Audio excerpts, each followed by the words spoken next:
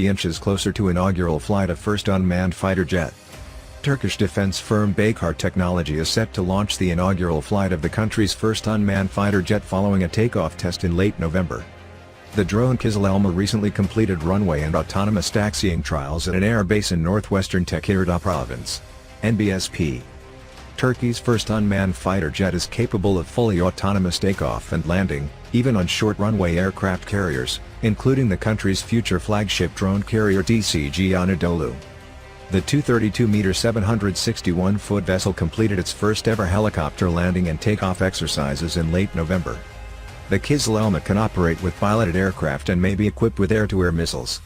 With consideration of a future where air combat will be dominated by unmanned technology, our Bayraktar Kizilelma Fighter UAV, being developed fully within Turkish borders, will most certainly play an increasingly important role moving ahead, the company said. The aircraft can reach an altitude of 35,000 feet (10,668 meters) and fly for up to 5 hours.